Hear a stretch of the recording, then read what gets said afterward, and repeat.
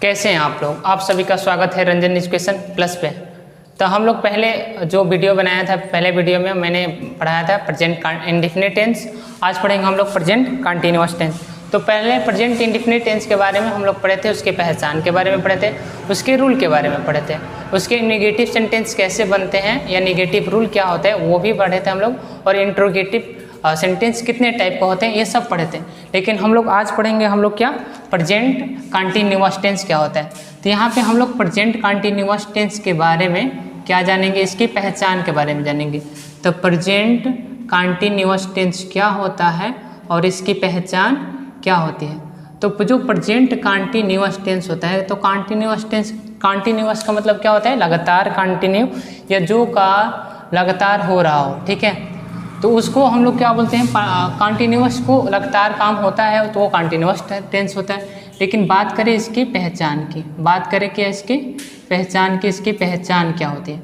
तो देखो हम लोग पहचान लिखते हैं क्या, जिस हिंदी वाक्य के क्रिया के अंत में, जिस हिंदी वाक्य के क्रिया के अंत में, किसके अंत में, जिस हिंदी वाक्य के क्रिया के अंत में क्या क्या आता है, रहा है आता है, रही है आता है, रहा है, रही है, रहे हो, और इत्यादि शब्द आता है। जैसे मतलब रहा हूँ भी आ सकता है, तो इत्यादि शब्द आता है, इत्यादि शब्द आता है, उसे क्या कहते हैं हम लोग, उसे प्रेजेंट कंटिन्यूअस टेंस कहते हैं। उसे क्या बोलते हैं हम लोग, प्रेजेंट कंटिन्यूअस। तो प्रेजेंट कंटिन्यूअस को पीसीटी भी बोल सकते हैं हम लोग, प्रेजेंट कंटिन्यूअस कहते हैं, ठीक है। शॉर्टकट में ऐसे भी बोल सकते हैं, प्रेजेंट कंटिन्यूअस भी टेंस भी कहते हैं।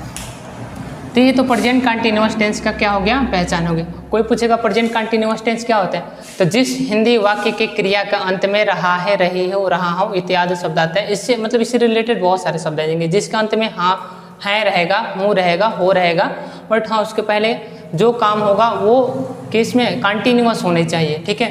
तो क्या होगा, प्रेजेंट कंटिन्यूअस टेंस होगा। लेकिन इसकी बात करें हम लोग रूल की, ठीक है, जो इम्पोर्टेंट है सबसे ज़्यादा वो क्या होता है, रूल होता है। रूल क्या होता है इसमें इम्पोर्टेंट, पहले क्या होता है हमें, पहले सब्जेक्ट होता है, उसके बाद क्या होता है एज, आर, उसके बाद क्या होता है एम होता है, उसके बाद जो वर्ब का फॉर्म लगाते हैं, वर्ब का फॉर्म, उसमें आईएनजी हम लोग लगाते हैं, फर्स्ट में आईएनजी लगाते हैं, या तो हम लोग बोल सकते हैं चौथा फॉर्म लगाते हैं, ठीक है। और उसके बाद क्या होता है, ऑब्जेक्ट होता है, ठीक है। तो ये क्या होता है, प्रेजेंट कंटिन्यूअस टेंस का ये रूल होता है। सब्जेक्ट होता है, उसके बाद हेल्पिंग वर्ब होता है, उसके बाद मेन वर्ब में आईएनजी लगाते हैं, उसके बाद ऑब्जेक्ट होता है।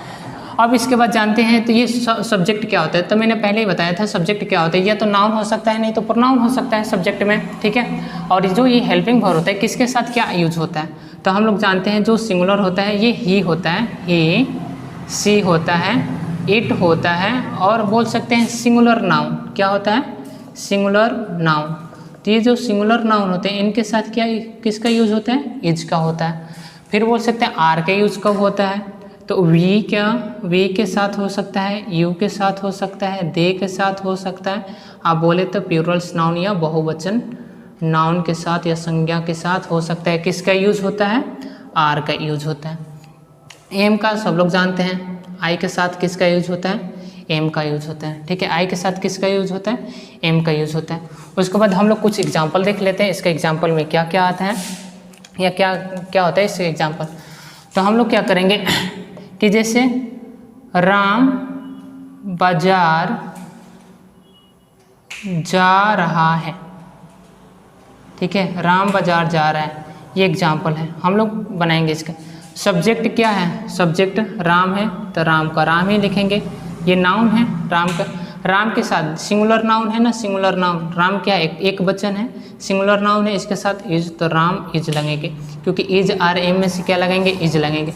वो में आईएनजी है, वो में क्या है, आईएनजी है, तो इसमें हम लोग क्या करेंगे, वो में आईएनजी है, तो हम लोग क्या करेंगे, इसमें हम लोग लगाएंगे क्या, गोइंग, ठीक है। कहाँ लगाएंगे, गोइंग, उसके बाद टू, उसके बाद क्या लिखेंगे हम लोग, मार्केट, ठीक है, क्या लिखेंगे, मार्केट। नहीं तो यहाँ पे हम लोग एग्जाम्पल समझ सकते हैं, ठीक है, और सारे एग्जाम्पल समझ सकते हैं, जैसे सीता गीत गीत गा रही है। क्या कर रही है? गा रही है। ठीक है, कौन गीत गा रहा है? सीता गीत गा रही है। तो सीता के लिए क्या होता है? सीता होगा। उसके बाद सीता के साथ इज लगता है। उसके बाद सीता इज गा रही है, यानी क्या कर रही है? सिंगिंग कर रही है। सिंगिंग क्या? गीत, ए सॉन्ग। ठीक है, तो हम लोग ऐसे बना सकते हैं, ले सकते हैं। और प्लूरल वाला पे यह बोल सकते हैं हम जिसका हेल्पिंग वर्ब आ हो, आर हो, उसका लिख सकते हैं हम लोग। जैसे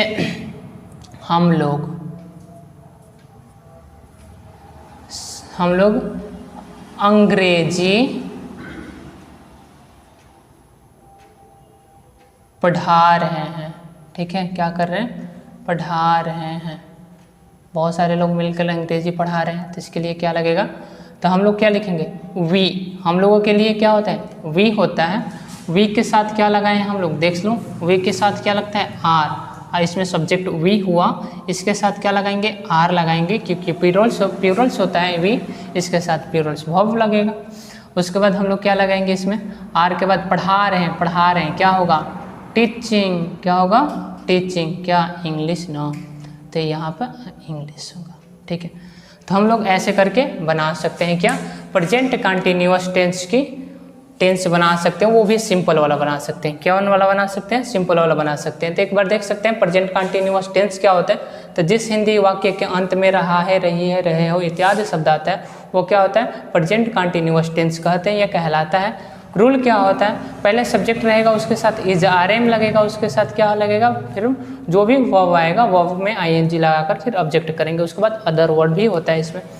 किसके साथ क्या यूज करते हैं? किसके साथ इज यूज करते हैं? किसके साथ आर करते हैं? किसके साथ एम करते हैं? तो ही, शी, इट और सिंगुलर नाउन के साथ इज का यूज करते हैं। वी, यू, दे और प्लूरल नाउन के साथ आर का यूज करते हैं। आई के साथ एम का यूज करते हैं। यहाँ पे एग्जाम्पल दिया गया है, राम बाजार जा रहा है। क्या? राम बाजार जा रहा है। तो राम हो गया, सब्जेक्ट क्या होगा? राम हुआ। राम के साथ क्या लगेगा?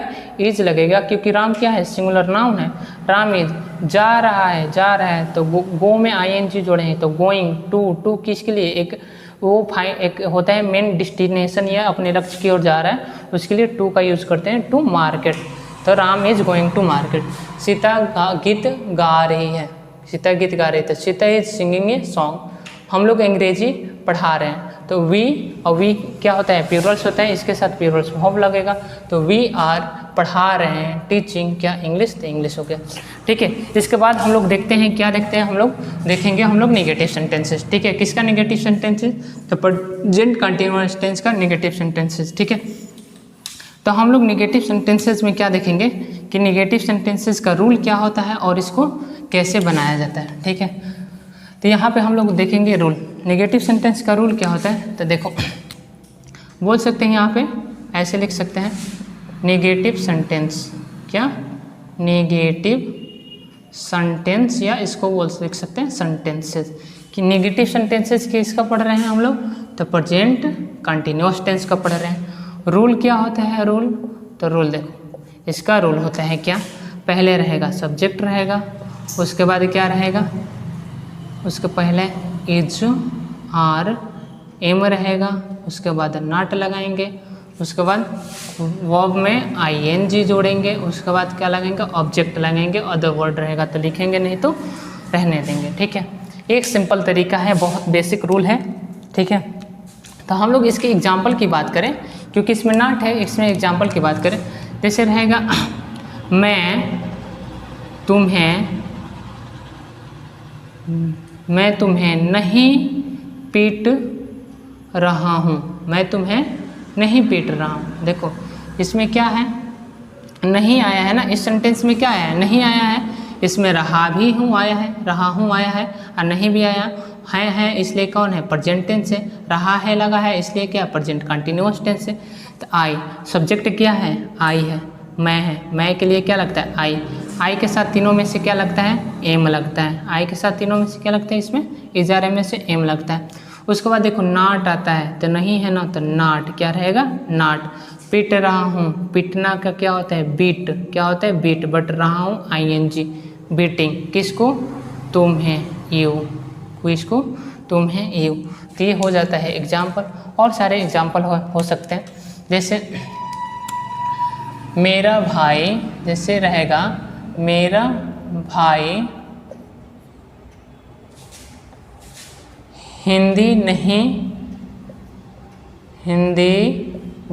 पढ़ रहा है। मेरा भाई हिंदी नहीं पढ़ रहा है। तो मेरा भाई हिंदी नहीं पढ़ रहा है मतलब माई ब्रदर, क्या माई ब्रदर।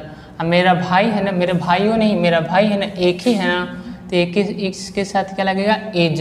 नहीं पढ़ रहा है तो नॉट, नहीं पढ़ रहा है, नॉट क्या रीडिंग, क्या होगा नॉट रीडिंग, क्या हिंदी। ठीक है, क्या नहीं पढ़ रहा है, हिंदी नहीं पढ़ रहा है। तो इसका हम लोग एग्जाम्पल और दे सकते हैं, जैसे उसकी गाय, किसकी गाय, तो उसकी गाय दूध नहीं दे रही है, नहीं दे रही है। तो हम लोग क्या बना सकते हैं इसका, देखो उसकी गाय है ना, ये अगर मान लो कि इसके साथ क्या है, उसके के साथ क्या है, गाय है, तो इसके दोनों के एक साथ दोनों को सब्जेक्ट मानेंगे, जैसे इसको सब्जेक्ट माने।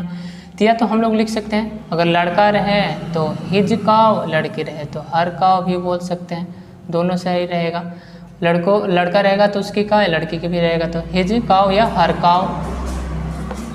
इज, क्योंकि गाय तो एक ही है, गाय नहीं है, गाय है। Is not giving, not giving, क्या नहीं दे रही है मिल्क, हम लोग बना सकते हैं मिल्क। ठीक है, तो हिज या हर काव इज नॉट गिविंग मिल्क, उसकी गाय दूध नहीं दे रही। ठीक है, तो हम लोग जो पढ़े हैं आज, क्या पढ़े हैं, प्रेजेंट कंटिन्यूअस टेंस पढ़े हैं, इसका हम लोग सिंपल वाला पढ़े हैं, उसके बाद हम लोग क्या पढ़े हैं, नेगेटिव सेंटेंसेस पढ़े हैं। ठीक है, और इसके अगले वीडियो में बताऊंगा इसका इंट्रोगेटिव सेंटेंस, तो इंट्रोगेटिव सेंटेंस के कितने टाइप होते हैं और कितने प्रकार से बन सकता है। ठीक है, आज के लिए धन्यवाद, थैंक यू। ठीक है।